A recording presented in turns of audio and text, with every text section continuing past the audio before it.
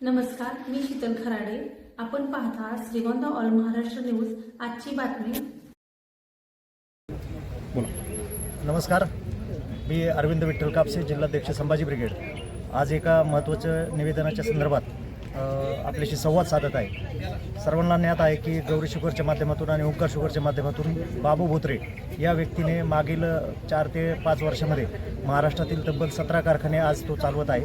त्यापैकी 11 कारखाने ते त्याच्या स्वतःच्या मालकीचे आहेत आणि बाकीचे इतर त्यांनी भाड्याने चालवायला घेतलेले आहेत. या 17 कारखान्यांचे जवळपास 2000हून अधिक पेमेंट, ऊस बिलाची देयकं, तोडणी मजुरांची देयकं आणि वाहतूकदारांची देयकं असे जवळपास 2000 कोटी रुपये आज मितीला थकीत आहेत. हे थकीत रकमेपैकी महाराष्ट्रात वेगवेगळ्या ठिकाणी जे आज आंदोलनं सुरू आहेत त्यापैकी काही मोजक्या ठिकाणी त्यांनी जानेवारीपर्यंत 1800 रुपयांनी पहिला हप्ता काही शेतकऱ्यांना वर्ग केलेला आहे, जो की 3050 किंवा 3150 असे रेट त्यांनी यावर्षी गाळप हंगामामध्ये जाहीर केलेले होते. तर असं असताना महाराष्ट्रातील हजारो कोटी रुपये ऊस देयकं देणे बाकी असताना त्याच्या विरोधामध्ये जे जे शेतकरी आवाज उठवतील त्यांच्यावरती अनधिकृतपणे गुन्हे दाखल करण्याचं षडयंत्र सध्या सुरू आहे.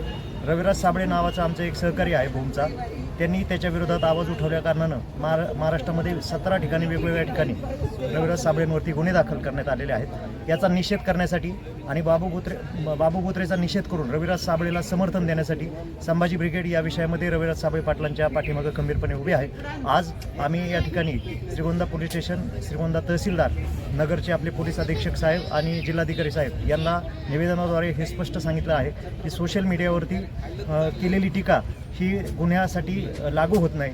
त्या टीकेला अनुसरून कुणावरही आपल्याला गुन्हा दाखल करता येत नाही. हे सुप्रीम कोर्टाचे आणि हायकोर्टाच्या वेगवेगळ्या खंडपीठाचे अनेक निकालाचे संदर्भ या निवेदनामध्ये आम्ही सन्माननीय सर्व अधिकाऱ्यांना दिलेले आहेत. त्या अनुषंगाने जी काही गुन्हे रविराज साबळेवरती दाखल झालेले आहेत हे गुन्हे बेकायदेशीर आहेत, कायद्याला धरून नाहीत आणि संविधानाला धरून नसल्याकारणानं संबंधित जो कोणी अधिकारी आहे आणि ज्यांनी कुणी दडपण आणून ते गुन्हे दाखल करण्यासाठी भाग पाडलेला आहे त्या सर्वांवरती कारवाई व्हावी कायदेशीर, अशी आमची प्रमुख मागणी आहे.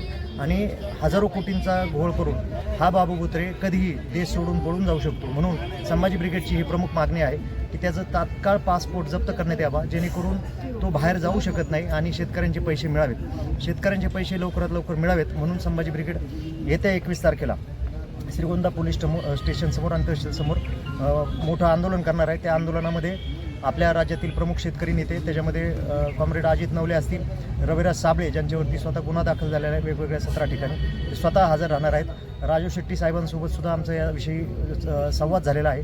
कॉम्रेड अजित नवले यांच्याबरोबर देखील संवाद झालेला आहे. सगळे शेतकरी नेते आज या शेतकऱ्यांच्या बाजूने, शेतकरी पुत्र या नात्याने शेतकऱ्यांच्या बाजूने उभे आहेत आणि म्हणूनच संभाजी ब्रिगेड देखील या विषयामध्ये शेवटपर्यंत शेतकऱ्यांना न्याय मिळवून देण्यासाठी शेवटपर्यंत लढा देईल असं मी आपल्याला आश्वासित करतो. धन्यवाद. जय जिजाऊ.